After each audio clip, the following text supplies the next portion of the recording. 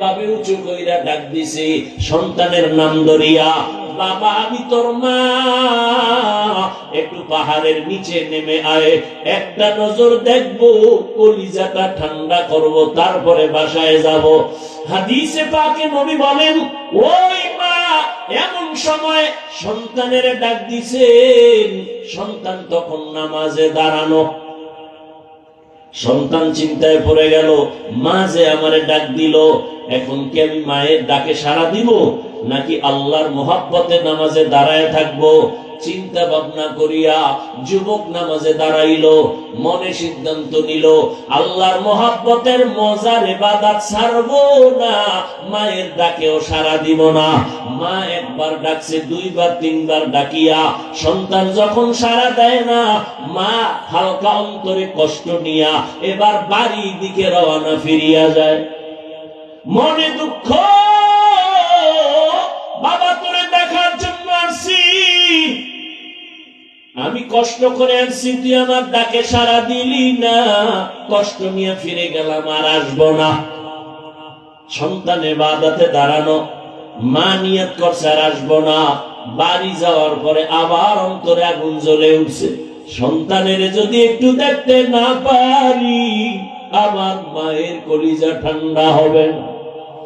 একটা সন্তানের জন্য মা যে কত পাগল, এই পরিমাণ যদি সন্তান বুঝতো, সন্তান নিজের জীবনের চামড়া খুলিয়া মায়ের জুতা বানাইয়া জীবনটা মায়ের খেদমতের জন্য সন্তান হাদিয়া দিয়ে দিত। দুনিয়াদারি বাদ দিয়া বলতো, মা তোমার খেদমত ছাড়া কোনো খেদমত করব না। মায়ের অন্তরে এত দুঃখ, সন্তান ছাড়া মা কিছুই বুঝে না। নিজের স্বামীর জন্য এত কাঁদে না, সন্তানের জন্য মা যেই পরিমাণ কান্না করে। মায়ের চোখের পানি আর দোয়ার কারণে আল্লাহর কসম, ও যুবক এই চেয়ারে বসছি এই জন্যই তো বলেছিলাম, বাবা ডাক্তার হও, ইঞ্জিনিয়ার হও, প্রফেসর হও, সাংবাদিক হও, ব্যবসায়ী চাকরিজীবী হও, তবে আমার দাবি কোনোদিন বেয়াদব হইও না। তোমার ব্যবহারে কোনোদিন যেন মা বাবা কষ্ট না পায়, তোমার আচরণে কোনোদিন যেন তোমার শিক্ষক কষ্ট না পায়, তোমার ব্যবহারে কখনো যেন আলেম ওলামারা কষ্ট না পায়। কারণ লিখে রাখো বাবা, মা বাবায় যদি তোমার ব্যবহারে কষ্ট পায়, বরদোয়া চলে আসবে। বরদোয়া হাত উঠাইয়া করতে হয় না, আহ এই যে দুঃখ নিয়ে বলবে, আহ এটা একটা আগুন, আর ওই আগুন তোর কপালে লাগলে তুই শেষ, মরার আগেই শেষ। মা বাবার বরদোয়া লাগলে জীবনটা পঙ্গু হয়ে যাবে মরার আগে। শিক্ষকের অন্তরে যদি ব্যথা লাগে, কষ্ট পায়, বরদোয়া চলে আসবে, লেখাপড়ার জীবন নষ্ট হয়ে যাবে। ওলামায়ে কেরামের যদি কষ্ট দাও, তাদের অন্তরে কষ্ট লাগলে বরদোয়া যদি চলে আসে, তোমার চরিত্র জিন্দেগির হাত ছাড়া হয়ে যাবে। এজন্য মা বাবার দোয়া নাও, শিক্ষকের দোয়া নাও। ডাক্তার হলেও তোমার জীবন সফল, আলেম ওলামাদের নেক নজর নাও, তোমার জীবন সফল হবে। জেনারেল লাইনে থাকিয়াও তুমি ইঞ্জিনিয়ার হলেও তোমার সুনাম হবে সারা দেশব্যাপী। কবি নজরুলের ইতিহাস পড়ো, ওই কবি নজরুল তো মা বাবার দোয়ায় বড় দামি হয়ে গেল, সময়টারে মূল্যায়ন করেছে। তোমার মতো যদি সারাদিন রাত্র মোবাইলে গুনাহ করত, জীবনে কবি নজরুল হতে পারত না। চরিত্রহীন আল্লাহর কসম কোনদিন বড় হতে পারবে না। যে লাইনে থাক, যার চরিত্র ঠিক নাই, ওকে পৃথিবীর কেউ সম্মানের জায়গা দিবে না। সম্মানের চেয়ার পেতে হলে দুইটা পুঁজি লাগবে, সুস্থতা আর সুন্দর চরিত্র। এই দোনোটা নষ্ট করে মোবাইল। মোবাইল কিডনি নষ্ট করে, ব্রেন নষ্ট করে, হার্ট দুর্বল করে, চোখের পাওয়ার নিয়ে যায়, কানের পাওয়ার নিয়ে যায় মোবাইল। তা তোমাকে অসুস্থ বানিয়ে ফেলতেছে এই মোবাইল, আর চরিত্র তো নাই। আর চরিত্র ঠিক না থাকলে পৃথিবীর কেউ তোমাকে সম্মানের জায়গায় বসাবে না। এজন্য মা বাবার দোয়া, শিক্ষকের দোয়া, উলামায়ে কেরামের নেক নজর যদি তুমি নিতে পারো তোমার জীবন ধন্য হবে।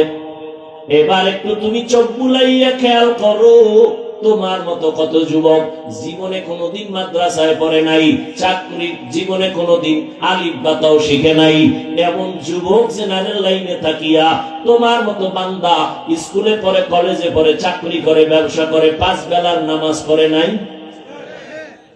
র‍্যাব, আর্মি, পুলিশ, বিডিআরের চাকরি করে, নামাজি অভাব নাই।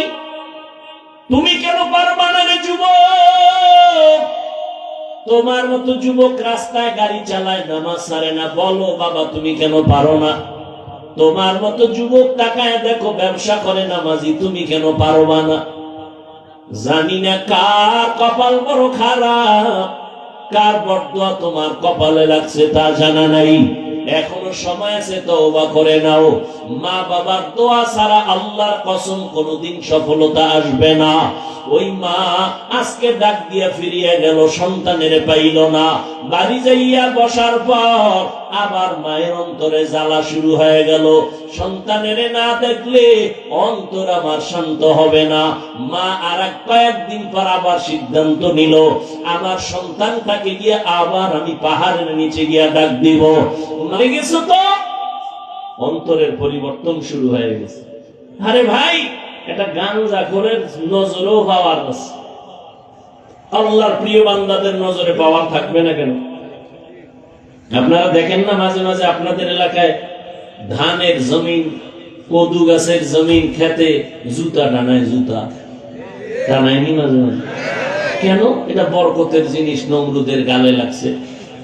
জুতা টানাইলে কদুগুলো বড় হবে, পোকা হবে না, এই জন্য টানায়। কি জন্য টানায়? বদনজর থেকে বাঁচার জন্য। বদনজর কার? পীর সাহেব, কোন হুজুরের? এলাকার সব থেকে গাঞ্জাখোর বেআমলওয়ালা, ওর নজরে মারাত্মক রিয়াকশন। একটা দুধের বাচ্চা, ফুটফুটে গোলাপ, নজর দিছে তো অসুস্থ হয়ে গেছে।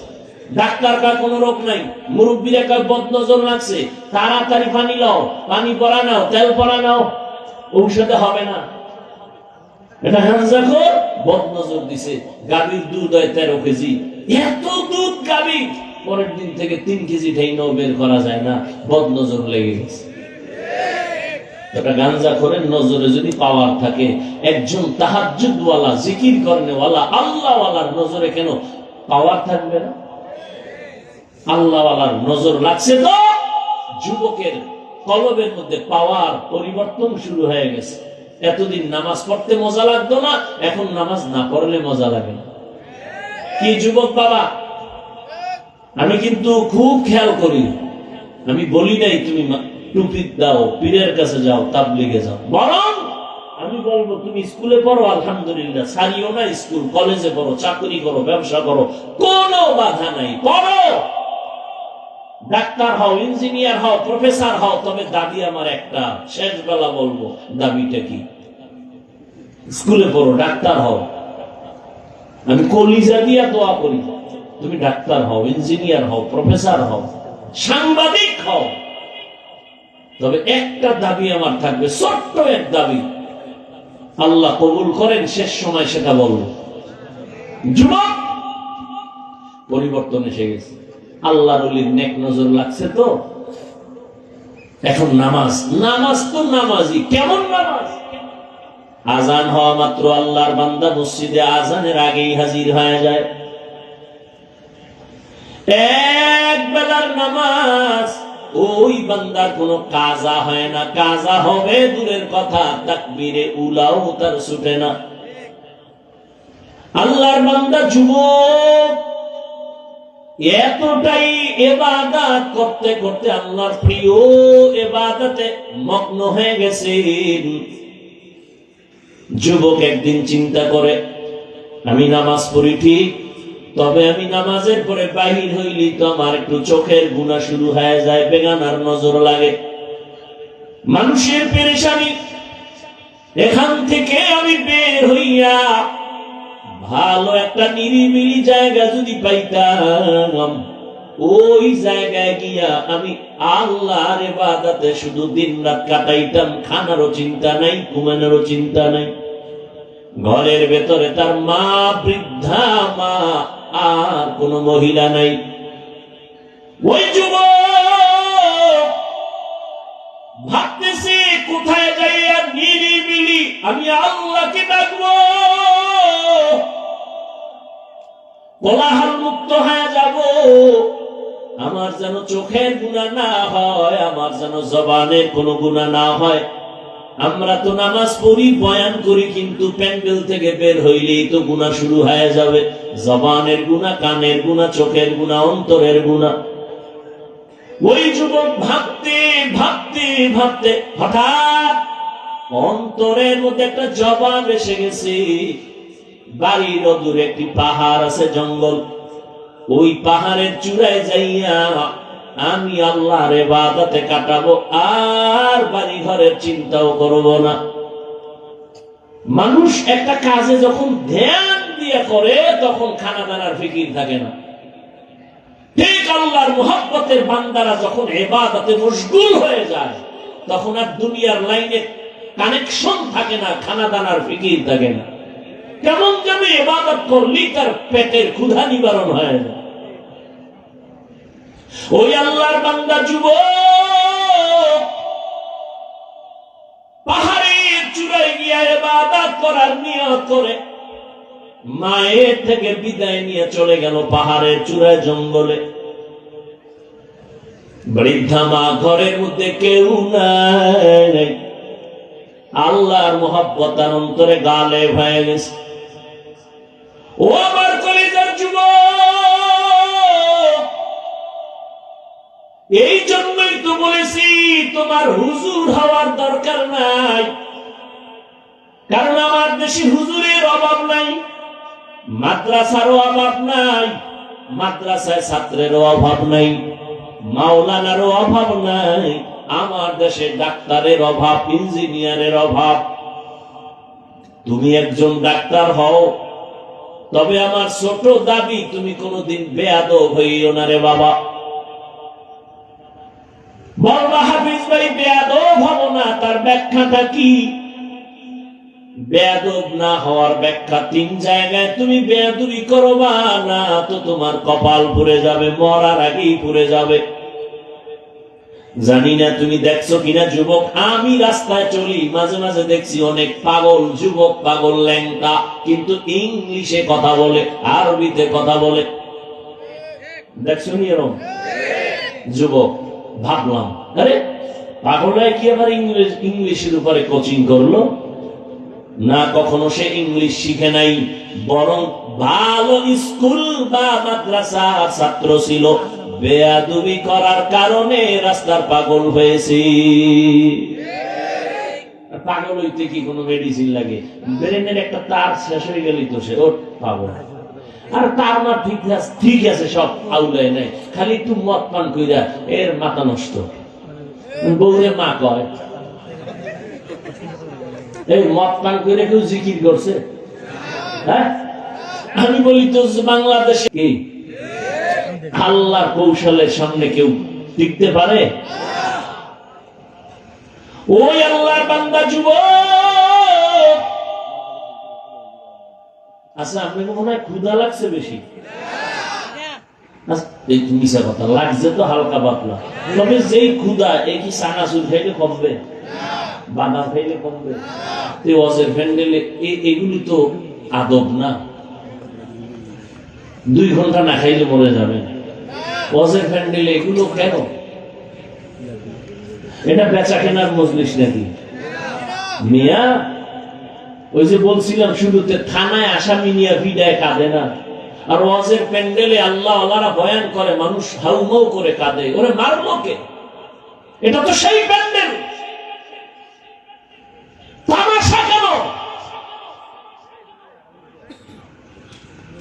2-1 ঘন্টা না খাইলে কি হবে? এখানে পান, এখানে চা, কেউ আবার গেছে বিড়ি টানতেছে, টাইনে টুনে আবার এই তো পুরান ওয়াজি চলতেছে। আল্লাহ হেদায়েত দান করুন। জিন্দেগি মে बंदगी तू कर नहीं,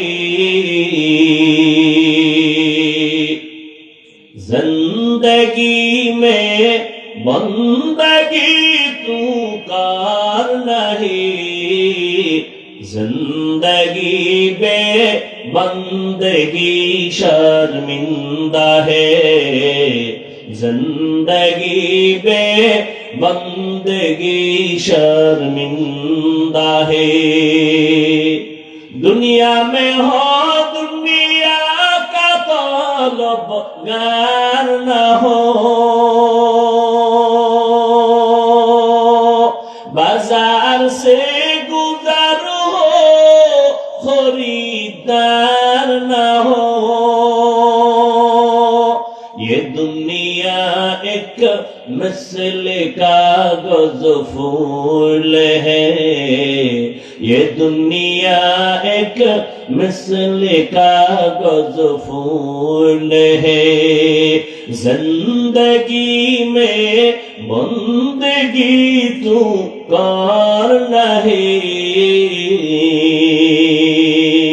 जिंदगी बे बंदगी शर्मिंदा है, जिंदगी बे बंदगी शर्मिंदा है, जिंदगी में बंदगी कुन बंदगी, बंदगी बे जिंदगी शर्मिंदगी। আল্লাহর বান্দা যুবক সিদ্ধান্ত নিয়েছে, আমি নির্জন জায়গা পাহাড়ের চূড়া ছাড়া দেখি না। রহমতের নবী ঘটনার বিবরণ দিয়েছে। ওই যুবক পাহাড়ের চূড়ায় যাইয়া ইবাদতের জন্য ছোট একটা জায়গা নির্দিষ্ট করে ওখানে শুধু ইবাদতে কাটায়। একদিন দুদিন তিন দিন সিদ্ধান্ত নিল এতই মজা, কোনদিন এই পাহাড়ের চূড়া ছেড়ে আর বের হবে না, কোথাও যাবে না। ঘরের মধ্যে বৃদ্ধা মা, আর কেউ নাই। ওই যুবক ইবাদতের মজা পেয়েছে। ও আল্লাহর বান্দা, ইবাদতের মধ্যে একটা আলাদা মজা আছে, এই মজা যে না পায় সে বুঝবে না। কুমিল্লার রসমালাই যে না খাবে তাকে বয়ান করে বোঝানো যাবে না। সেজদার মধ্যে যে কি মজা, যে সেজদা না দেয় তারে বোঝানো যায় না। যুবক ইবাদত কইরে মজা পেয়ে গেছে, পাহাড়ের চূড়ায় ইবাদত করে, বাড়ি ঘরেরও কোনো খেয়াল নাই, অতি আবেগে ইবাদত গুজার হয়ে গেল।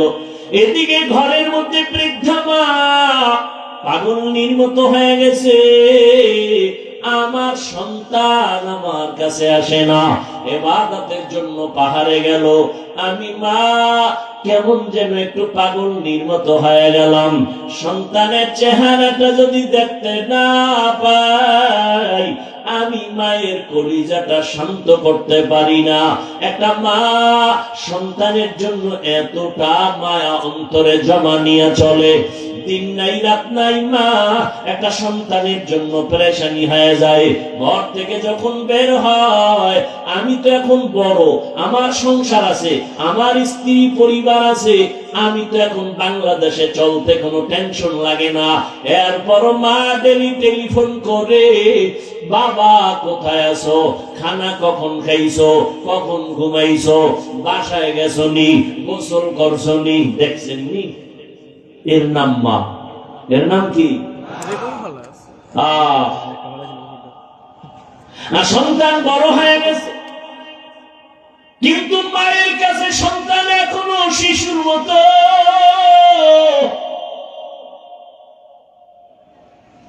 আমার এত সম্মান, কিন্তু মা যতই মানুষ আমারে বড় মনে করে, মায়ের কাছে আমি শিশুর মতো। আপনিও শিশুর মতো। ঘর থেকে বের হইয়া গেলে না আসা পর্যন্ত মায়ের অন্তর স্থির থাকে না। অন্তরের মধ্যে একটা পাগলের মতো হাউ মাউ একটা আগুন জ্বলে, কখন বাবা আসবে। যুবকেরা তো পাগল, ঘর থেকে কেমনে বের হবে? ঘুমের তো উঠে নামাজ রোজা তো নাই, সারা রাত মোবাইলের ডিউটি করছে। 10টায় উঠাকে আম্মু একটু গৌরীপুর যাবো। কেন? কয় আমার এক বন্ধুর সাথে মোলাকাত। আর ওদিকে তো মরণের আর এক ফাঁদ হাতের মধ্যে আছে, বাইক। যুবকদের মরণ নতুন ফাঁদের নাম বাইক। কি কও তোমরা এটারে? কি কও এটার নাম কি? বাইক। বাইক না? আমার কাছে খুব কষ্ট লাগে। বাঁচতে চাও বেশি দিন, কিন্তু যেই মেশিন লইয়া ঘুরো তাড়াতাড়ি মরার মেশিন। মোবাইলে হায়াত কমায়, অথচ বাঁচতে চাও বেশি, করো যে আকাম, মানে তাড়াতাড়ি মরা।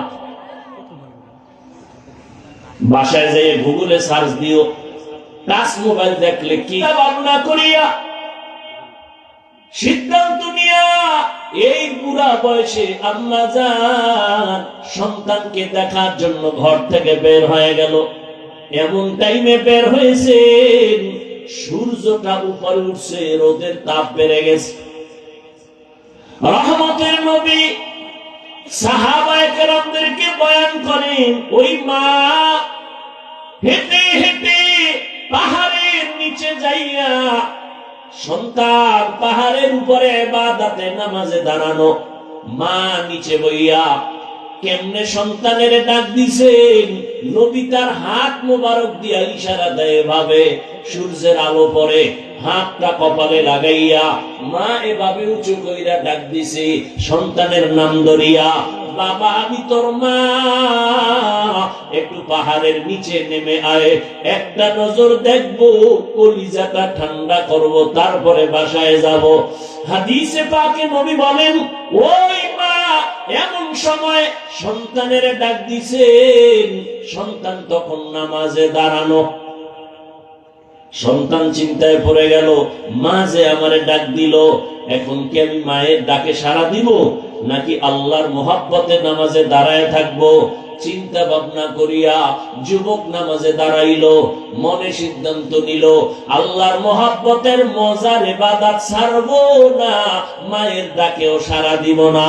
মা একবার ডাকছে, দুইবার তিনবার ডাকিয়া সন্তান যখন সাড়া দেয় না, মা হালকা অন্তরে কষ্ট নিয়া এবার বাড়ির দিকে রওনা ফিরিয়া যায়। মনে দুঃখ, বাবা তোরে দেখার জন্য আসছি, আমি কষ্ট করে আসছি, তুই আমার ডাকে সাড়া দিলি না, কষ্ট নিয়ে ফিরে গেলাম, আর আসবো না। সন্তান ইবাদতে দাঁড়ানো, মা নিয়ত করছে আর আসবো না। বাড়ি যাওয়ার পরে আবার অন্তরে আগুন জ্বলে উঠছে, সন্তানের যদি একটু দেখতে না পারি আমার মায়ের কলিজা ঠান্ডা হবে না। একটা সন্তানের জন্য মা যে কত পাগল, এই পরিমাণ যদি সন্তান বুঝতো, সন্তান নিজের জীবনের চামড়া খুলিয়া মায়ের জুতা বানাইয়া জীবনটা মায়ের খেদমতের জন্য সন্তান হাদিয়া দিয়ে দিত। দুনিয়াদারি বাদ দিয়ে বলতো, মা তোমার খেদমত ছাড়া কোনো খেদমত করব না। মায়ের অন্তরে এত দুঃখ, সন্তান ছাড়া মা কিছুই বুঝে না। নিজের স্বামীর জন্য এত কাঁদে না, সন্তানের জন্য মা যেই পরিমাণ কান্না করে। মায়ের চোখের পানি আর দোয়ার কারণে আল্লাহর কসম, ও যুবক এই চেয়ারে বসছি এই জন্যই তো বলেছিলাম, বাবা ডাক্তার হও, ইঞ্জিনিয়ার হও, প্রফেসর হও, সাংবাদিক হও, ব্যবসায়ী চাকরিজীবী হও, তবে আমার দাবি কোনোদিন বেয়াদব হইও না। তোমার ব্যবহারে কোনোদিন যেন মা বাবা কষ্ট না পায়, তোমার আচরণে কোনোদিন যেন তোমার শিক্ষক কষ্ট না পায়, তোমার ব্যবহারে কখনো যেন আলেম ওলামারা কষ্ট না পায়। কারণ লিখে রাখো বাবা, মা বাবায় যদি তোমার ব্যবহারে কষ্ট পায়, বরদোয়া চলে আসবে। বরদোয়া হাত উঠাইয়া করতে হয় না। এই যে দুঃখ নিয়ে বলবে এটা একটা আগুন, আর ওই আগুন তোর কপালে লাগলে তুই শেষ, মরার আগেই শেষ। মা বাবার বরদোয়া লাগলে জীবনটা পঙ্গু হয়ে যাবে মরার আগে। শিক্ষকের অন্তরে যদি ব্যথা লাগে, কষ্ট পায়, বরদোয়া চলে আসবে, লেখাপড়ার জীবন নষ্ট হয়ে যাবে। ওলামায়ে কেরামের যদি কষ্ট দাও, তাদের অন্তরে কষ্ট লাগলে বরদোয়া যদি চলে আসে, তোমার চরিত্র জিন্দেগির হাত ছাড়া হয়ে যাবে। এজন্য মা বাবার দোয়া নাও, শিক্ষকের দোয়া নাও। ডাক্তার হলেও তোমার জীবন সফল, আলেম ওলামাদের নেক নজর নাও, তোমার জীবন সফল হবে। জেনারেল লাইনে থাকিয়াও তুমি ইঞ্জিনিয়ার হলেও তোমার সুনাম হবে সারা দেশব্যাপী। কবি নজরুলের ইতিহাস পড়ো, ওই কবি নজরুল তো মা বাবার দোয়ায় বড় দামি হয়ে গেল, সময়টারে মূল্যায়ন করেছে। তোমার মতো যদি সারাদিন রাত্র মোবাইলে গুনাহ করত, জীবনে কবি নজরুল হতে পারত না।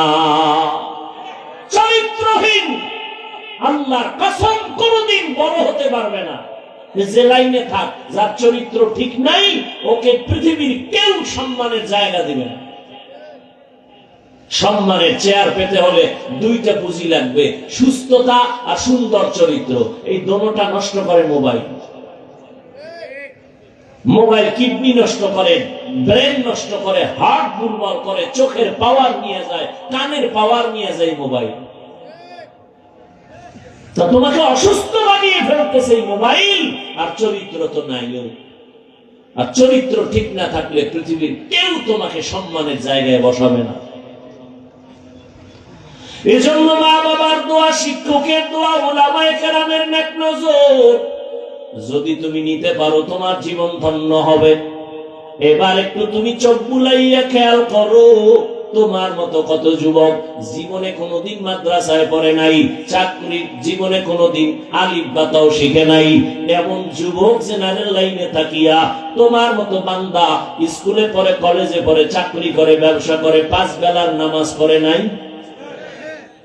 র্যাব, আর্মি, পুলিশ, বিডিআরের চাকরি করে, নামাজি অভাব নাই। তুমি কেন পারবা না রে যুবক?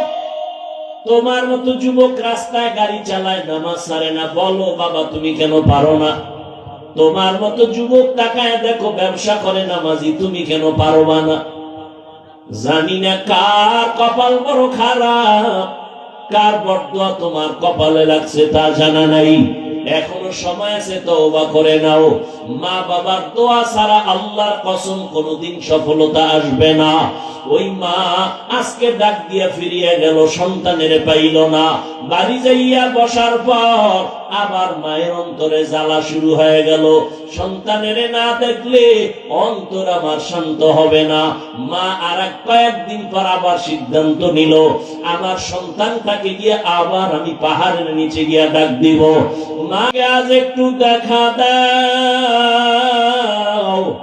সন্তান আজও নামাজের মধ্যে দাঁড়াইয়া চিন্তায় পড়ে গেল, মায়ের ডাকে আমি সাড়া দিব নাকি আল্লাহর মহব্বতের ইবাদতে আমি মশগুল থাকব। আজও সিদ্ধান্ত নিয়া আল্লাহর বান্দা ইবাদতের মধ্যেই মশগুল, মায়ের ডাকে আর সাড়া দেয় নাই। এবার মা সর্বশেষ কষ্ট পাইয়া, যে 2 দিন গেল জবানে কিছু বলে নাই, হালকা কষ্ট পেয়েছে। আজকে মা আল্লাহর আরশে আজিমের দিকে তাকাইয়া একটা কথা হঠাৎ বলেই ফেললো, ও দয়ার মালিক, যেই সন্তান আমার ডাকে 3 বার সাড়া দিল না, ওরে তুমি জিনাকারিনী মহিলার চেহারা না দেখাইয়া মরণ দিও না। মায়ের কথা আরশে আজিমে চলে গেল, জিনা করাইয়া না, জিনাকারিনী এক মহিলা শুধু চেহারাটা দেখাইও। এটা আপনার আমার জন্য কোনো বরদোয়া, কোনো কিছু? সারাদিন বেগানার চেহারা যদি দেখতেই থাকো, এটা তো কিছুই না। আর মা এরকম একটা কথা বলছে যে আমার ছেলে জিনাকারিনী মহিলার চেহারা না দেখে যেন মরে না। কিন্তু ছেলের জন্য এটা কঠিন অভিশাপ। মায়ের কষ্ট তো আরশে আজিমে কবুল হয়ে গেল। আল্লাহ পাকের পক্ষ থেকে মায়ের দোয়ার ফলাফল আসতেছে।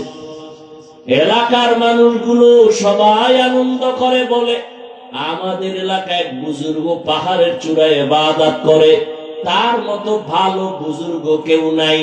খবরটা এলাকায় ছড়ায় গেল। যুবক মানুষ আল্লাহর ইবাদতে পাহাড়ে গিয়ে আল্লাহকে ডাকে, দুনিয়াদারি বাদ দিছে। ওই এলাকায় এক সুন্দরী মহিলা খবরটা কানে আসলো। আসার পরে বলে, তঙ্গ বুজুর্গ কেমন? বলে অনেক দামি, অনেক ইবাদত গুজার। বলে তোমার বুজুর্গগিরি আমি 1 মিনিটে নষ্ট করে দিতে পারি। সবাই চ্যালেঞ্জ দিল, না তুমি কোনোদিন পারবা না। এলাকার সবাই জানে এই মহিলা অনেক সুন্দরী এবং চরিত্রহীনা। মহিলা চ্যালেঞ্জ নিয়ে চলে গেল কোন পাহাড়ে? বলে ওই পাহাড়ের চূড়ায় আমগো আল্লাহর বান্দা ইবাদত করে। মহিলা একা একা পাহাড়ের চূড়ায় চলে গেল।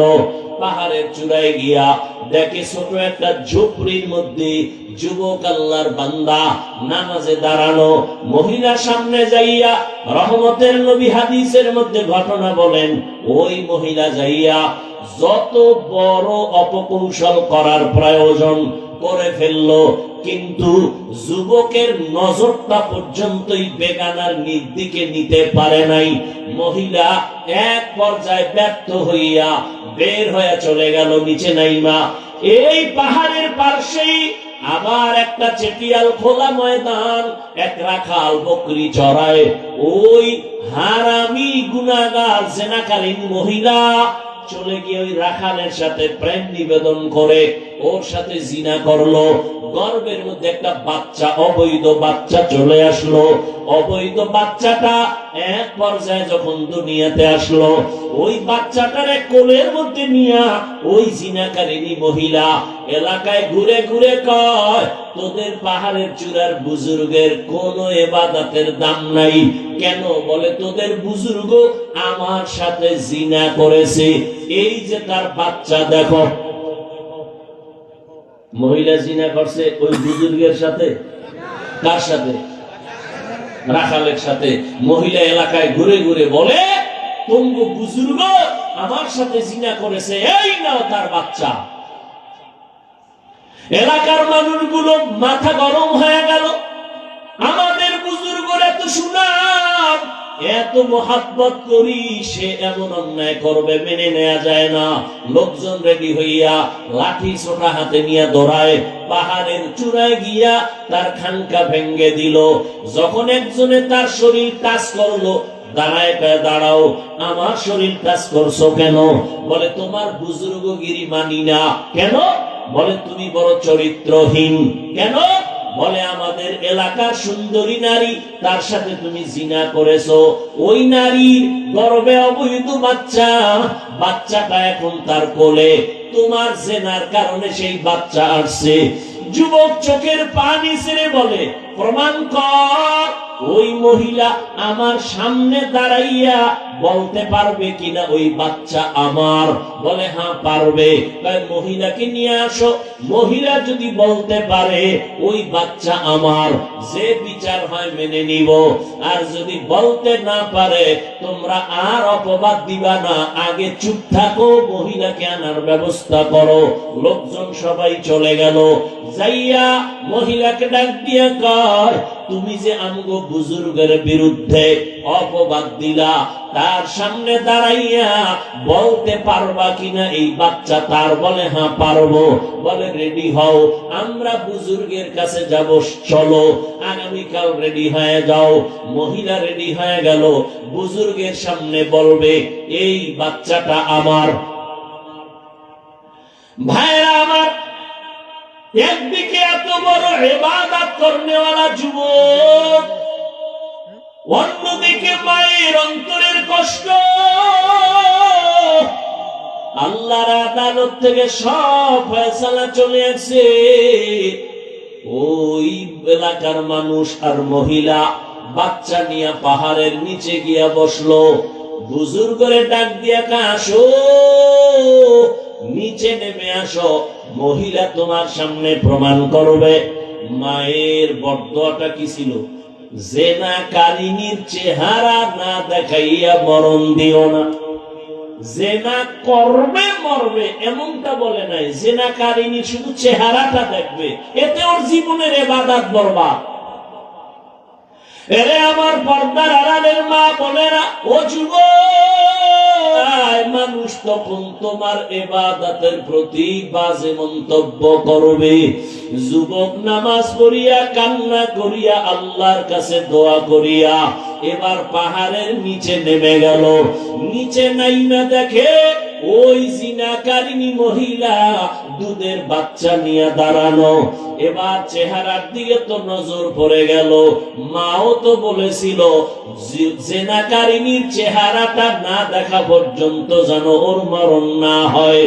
এখন বাধ্য হইয়া জিনাকারিনীর চেহারার দিকে তাকায় বলে, এই জিনাকারিনী, বল এই বাচ্চা কার? বলে বাচ্চা তোমার। বলে নাউযুবিল্লাহ, এই বাচ্চা তো আমার না। বলে অবশ্যই তোমার। এখন যুবক কান্না করে অন্তরে আমার মালিকের ডাকতেছে, আল্লাহ রাস্তা খুলে দাও। হঠাৎ তার অন্তরে একটা জবাব এসে গেল। যুবক ডাক দিয়ে কয়, এই জিনাকারিনী, বাচ্চাটা আমার হাতে দাও। বাচ্চাটা নিজের হাতে নিয়া এইবার অন্তরে আমার আল্লাহ জবাব বের করে দিলেন। বাচ্চাটারে যুবক হাতের মধ্যে নিয়া ওই দুধের বাচ্চাটাকে জিজ্ঞাসা করে, এই বাচ্চা, তুই তো এখন কোন তোর আমল নামা নাই, কোন গুনাহ নাই, সত্য কথাটা আমার আল্লাহর কুদরতে তুই বল, তোর বাবাকে। বাচ্চাটাকে যখন প্রশ্ন করা হলো, বল তোর বাবা কি, এ কথা বলা মাত্র ওই জিনাকারিনী মহিলার সামনে হাজারো মানুষ দাঁড়ানো। বাচ্চা যে দুধের বাচ্চা, কথা বলতে পারে না, জবান খুলে গেল। বাচ্চা ডাক দিয়া কয়, আমার বাবা হলো ওই মাঠের রাখাল, আমার বাবা ওই রাখাল। মানুষজন সব চমকে উঠল, ও জিনাকারিনী, এই ষড়যন্ত্র করেছো। আর ওই যুবক পেরেশান দৌড়ায় গেছে মায়ের কাছে, ও আমার কলিজার মা, তোমার দোয়া ছাড়া আমার সফলতা আসবে না, তুমি আমাকে মাফ করে দাও, আর জীবনে তোমার সাথে বেয়াদবি করব না। ও আমার কলিজার যুবক, ওই মা বাবার দোয়া না নিয়া যতই বাহাদুরি করো, তোমার বাহাদুরি টিকবে না। তুমি বড় ডাক্তার যদি হতে চাও, মা বাবার দোয়া ছাড়া সম্ভব না। এখনো সময় আছে, মা বাবার দোয়া নিয়ে সামনে আগাও। একটা ভালো ডাক্তার হও, ইঞ্জিনিয়ার হও, ওই মা বাবার শিক্ষকের দোয়া নাও, আলেম ওলামাদের দোয়া নাও। ও পর্দার আড়ালের আম্মা জানেরা, আপনাদের সন্তান যদি ভালো বানাতে হয়, আপনাদের দোয়া ছাড়া, চেষ্টা ছাড়া সম্ভব হবে না। এরে আম্মা জান, এই দুনিয়ায় যত ভালো ভালো সন্তান আছে, আপনাদের অবদান। ভালো সন্তান আপনাদের কারণে, কারণ আপনারা নবীদের মায়ের মতো দামি, সাহাবায়ে কেরামদের মায়ের মতো দামি, হাফেজে কোরআন আলেমদের মায়ের মতো দামি। আপনারা তো খাদিজা রাদিয়াল্লাহু আনহার মতো দামি নারী, ফাতেমা রাদিয়াল্লাহু আনহার মতো দামি নারী, আয়েশা রাদিয়াল্লাহু আনহার মতো দামি নারী। ও পর্দার আড়ালের আম্মা জান, আপনার মতো কত মা এই অঞ্চলে এখনো আছে, বেপর্দায় চলে না, নামাজ ছাড়ে না, স্বামীর মাল নষ্ট করে না, মোবাইলে সময় নষ্ট করে না। সন্তান আল্লাহ দান করেছেন, ডাক্তার বানাবেন, তবে বেয়াদব বানাবেন না, আদর্শ ডাক্তার বানায় দেন, আদর্শ ইঞ্জিনিয়ার বানাবেন। নবীজির আদর্শ নিয়া সবাইকে সম্মান করবে, গুণামুক্ত হয়ে চলবে। ডাক্তার হলো সন্তানের জীবন ধন্য, এর বরকতে আপনার জীবনটাও পরকালে ধন্য হবে। এরে আম্মা জান, এখনো সময় আছে, তওবা করেন। জীবনে তো বেপরদায় কম ঘুরলেন না, আজকে থেকে নিয়ত করেন আর বেপরদায় চলবেন না, স্বামীর মাল খেয়ানত করবেন না, আর কোনদিন সন্তানকে লাইন ছাড়া চালাবেন না, মোবাইলে সময় নষ্ট করবেন না। আমার যুবক বাবারা, এখনো সময় আছে, তওবা করে নাও। দুনিয়ায় কতদিন আর থাকবা? চোখের সামনে শুধু লাশ আর লাশ। গাড়ির নিচে যুবকের লাশ, পানির নিচে ঘুমের বিছানায় যুবকের লাশ। আল্লাহর কাছে তওবা করে নাও। মনের বুঝাও রে মন, জীবনে তো দাড়ি কম কাটলাম না, নামাজ কম সারলাম না, বেপরদায় কম চললাম না, আর জীবন কতদিন আছে জানা নাই। আজকে থেকে তওবা করে নাও। জীবনে আর নামাজ সারবা না, দাড়ি কাটবা না, বেপরদায় চলবা না। মা বাবার দোয়া নিয়া, শিক্ষকের দোয়া নিয়া, উলামায়ে কেরামের পরামর্শ নিয়া, নবীজির আদর্শ মেনে চলবা। তওবা করার মতো যদি অন্তর তৈরি হয়, খাঁটি তওবার নিয়ত যাদের আছে, দুটো হাত আল্লাহকে দেখাইয়া দাও। আয় আল্লাহ, হাতগুলো কবুল করে নেন, তওবা কবুল করে নেন। আয় আল্লাহ, গুনার কারণে ফিরাইয়া দিয়েন না রে মালিক। মেহেরবানি করে আমাদের তওবা কবুল করে নেন।